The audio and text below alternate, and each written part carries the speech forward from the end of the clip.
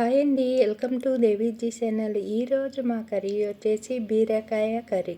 ఈ బీరకాయ కర్రీ చాలా టేస్టీగా ఉంటుంది, చాలా బాగుంటుంది. మరి దీనికి కావాల్సినవి చూసేద్దాం.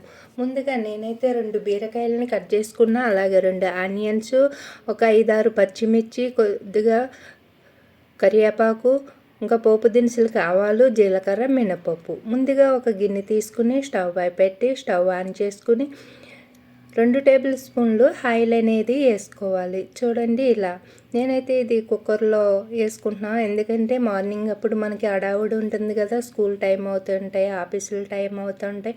అలాంటప్పుడు మనము కుక్కర్లో చేసుకుంటే తొందరగా కర్రీ అనేది రెడీ అయిపోతుంది. అందుకని నేను ఇందులో చేసేసుకుంటున్నాను. ఇప్పుడు పోపు దినుసులన్నీ వేగిపోయినాయి కదా, వేగిపోయిన తర్వాత ఇప్పుడు నేను కట్ చేసి పెట్టుకున్న ఆనియన్స్ ముక్కలను కూడా వేసుకున్నా. ఈ ఆనియన్స్ ముక్కల్లో కొద్దిగా అంటే 1 స్పూను అల్లం పేస్ట్ని అయితే వేసుకున్నాం. ఈ అల్లం పేస్టు ఈ ఆనియన్స్తో పాటు బాగా వేగిపోతుంది. ఇలా ఆనియన్స్లో అల్లం పేస్ట్ వేయడం వల్ల మాడిపోకుండా ఆనియన్స్తో పాటు బాగా ఫ్రై అవుతుంది.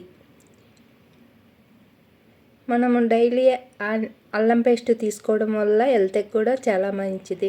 పైత్యం, కఫము అనేవి కూడా ఏమన్నా ఉంటే ఇలా తగ్గిపోతాయి. మనం అంటే అల్లము కొంచెం మంది తీసుకోరు కదా. ఇంకా మార్నింగ్ అప్పుడు అల్లం టీ అలా పెట్టుకునే వాళ్ళు, తాగే వాళ్ళు అయితే పర్వాలేదు. ఇంకా అల్లంని ఇష్టపడినప్పుడు ఇలా కర్రీల్లో వేసేసుకోవాలి. అల్లము, వెల్లుల్లి మనకి హెల్త్కి కూడా చాలా మంచిది. జలుబు, జ్వరాలు ఏమన్నా ఉన్నా కూడా కొంచెం అవి తగ్గించేదానికి దాంట్లో గుణాలు ఉంటాయన్నమాట.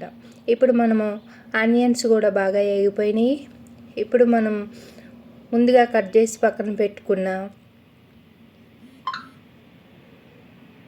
బీరకాయ ముక్కల్ని వేసేసుకుని ఇలా ఈజీగా ఒకసారి బాగా అంతా కలిసేటట్టు కలుపుకుని ఇలా విజిల్ లేకుండా మూత పెట్టుకోవాలి. ఎందుకంటే దీంట్లో ఉన్న వాటర్ అనేది మనకి దిగుతుందన్నమాట. బీరకాయలోని, ఆనపకాయల్లోని వాటర్ అనేది ఎక్కువ శాతం ఉంటుంది. అలాంటప్పుడు ఇలా మనము 1 నిమిషము ఇలా మూత పెట్టి ఉంచడం వల్ల వాటర్ అనేది బయటకు వస్తుంది. చూడండి, ఇప్పుడు మళ్ళీ ఒక్కసారి ఇలా బాగా కలుపుకోవాలి.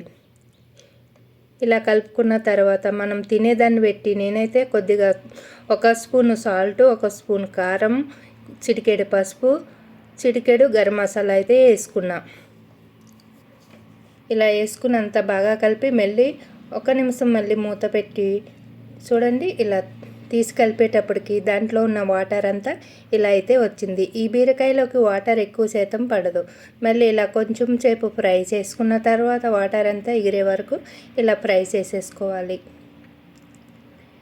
బీరకాయలోని ఎక్కువ వాటర్ ఉంటుంది, దానికి ఎక్కువ వాటర్ అవసరం లేదు. కొద్దిగా వేసేమనే పేరుకి నేనైతే ఇలా వేసి మూత పెట్టి ఇప్పుడు విజిల్ పెట్టేసుకుని ఒక 2 విజిల్ వచ్చేటంత వరకు మనము ఉంచేసుకోవాలి.